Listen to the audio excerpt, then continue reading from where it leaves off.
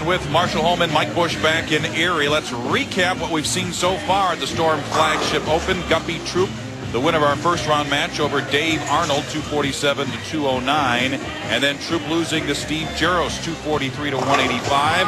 And then Jaros climbs the ladder, defeating Pete Weber, 203 to 199. And now in our championship match, Steve Jaros will meet Walter Ray Williams Jr.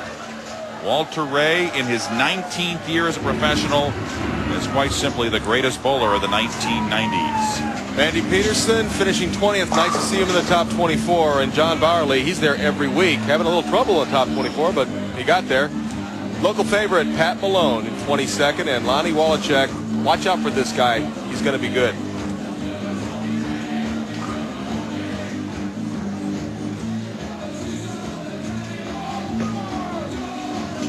Look at Steve Jaros as he's getting ready. Walter Ray had a 300 game this week. We talked about that at the top of the broadcast.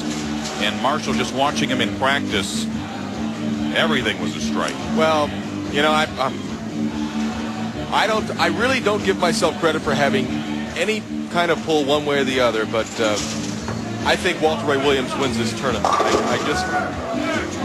As we take a look at the all-time money winners, Walter Ray Williams looking to stretch a little more room on Pete Weber. Mike Albee in third. Brian Voss is the fifth all-time leading money winner. Who's number 4? I don't know. How come I had to pray for breakfast this morning?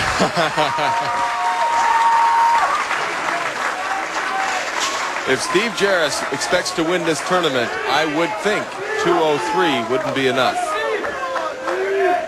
That's all it took to beat Pete Weber, 203 to 199. Jaros, first roll of our championship match. And he's still struggling. The 2-8-10. Slow down, slow down. He says to slow it down. You were saying earlier that he was getting a little too fast with his speed. He likes to throw the ball slower. Got a little excited in the first frame. This is basically about 1,000 to 1 shot for him to make this. So an open frame in the first frame of our championship match for Steve Jaros. And here comes Walter Ray Williams Jr. And Walter Ray was telling me earlier that he wants to say hi to his wife, Paige Pennington, who is at home and not feeling real good right now. Paige, maybe that'll make you feel a little better. Yeah, her back's been giving her some trouble, and I certainly want to add my well wishes to a good friend, Paige Pennington.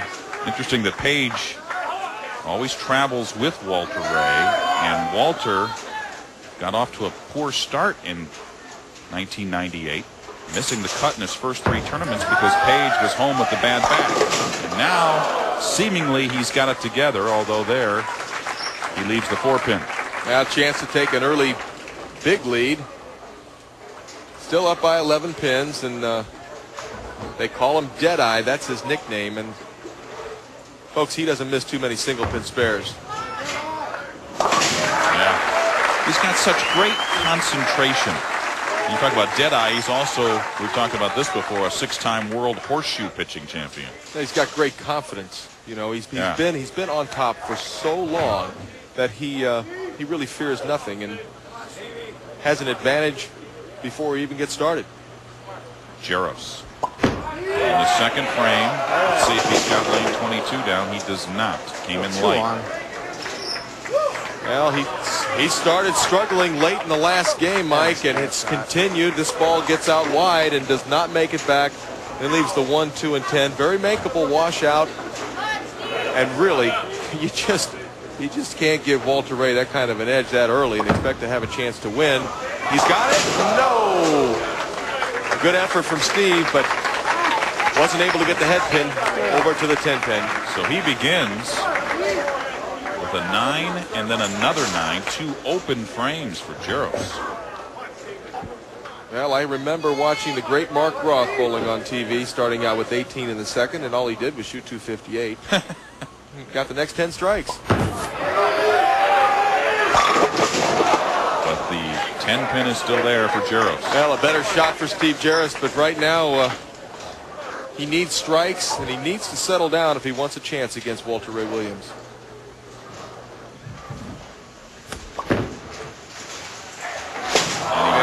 look at that, my gosh.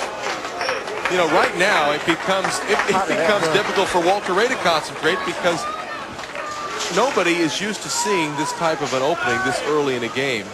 3 open frames for Jaros to start our championship match. Did you mention the 129 game? I did. Walter taking nothing for granted. He says, I have got to try and shut this match out early. He's given me a great opportunity, but I've got to walk through the door. When's the last time Walter shot a 129? I don't know. Might have been when he weighed 129. 33-pin lead already for Walter Ray Williams Jr. And he got it. 2 in a row for Walter Ray. There's the #1 ranked player in the world showing what he can do. He's been ranked #1 for 54 consecutive tournaments. The familiar style of Walter Ray Williams. And the nice carry from the 6 into the sideboard. Gets the 10-pin. Come on, Steve. There he goes. Steve Jaros finally with a mark. The strike in the 4th. Boy, you don't have too many opportunities in title matches, and to start out with 27 in the 3rd, you know, it throws away the great opportunity, and frankly, Mike, it's embarrassing, and I've walked those shoes. I've been there. Well, and it's so tough to do when you're competing against the 4-time PBA Player of the Year, and there's that 10-pin once again. Well, he settled down as far as making good shots, but you know, right now he needs to throw some strikes. We'll watch Steve Jaros as he throws the ball. It goes about out to the 7 board, back into the pocket, but cannot make the 6-pin jump into the 10. Well, he makes the spare. And now Walter Ray up in the 5th frame. He really loves bowling here in Erie. He's made 6 of 7 previous telecasts here in Erie. Oh, there's the 10-pin for him as well. Well, he leaves a solid 10. I'll tell you what, in Walter's mind right now, he has not won this tournament. It's not over. So he's take a look at the solid 10. It was a great shot, Walter, but just left the 10-pin. He's still grinding hard. Doesn't want to give Steve Jaros any chance. Walter's spare ball doesn't seem to be thumping this week. It was thumping it last week, but it's still going dead straight and making them. What's interesting about Walter Ray is that even with all his success, 4-time PBA Player of the Year, he was questioning himself earlier this year. He wondered if he still had it when he missed the first 3 cuts in 1998. Well, I'll tell you what, he does have it, and he got a little bit of a break there, leaving the 4-pin. This is Walter Ray Williams' 104th televised finals. And that puts him in some very rarefied air. I mean, a year ago, he made 14 championship round appearances. 14, that's making it more than 50% of the time.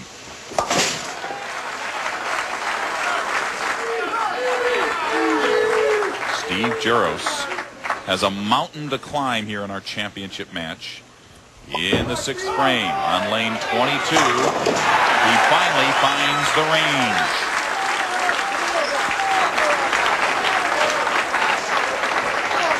Jaros makes his home in Bolingbrook, Illinois, a suburb of Chicago. He's a big Chicago White Sox fan. Well, right now, Steve, if you take it all the way out, you can still shoot 217. Walter Ray working on a 208 pace right now, so we're stretching things a little bit, but it's mathematically possible. Oh! And it's still mathematically possible. We'll take a look at Steve Jaros, and if anybody ever needed a break, it's you, Steve. Yeah, you got one. So 2 in a row for Jaros. Walter Ray in the 7th.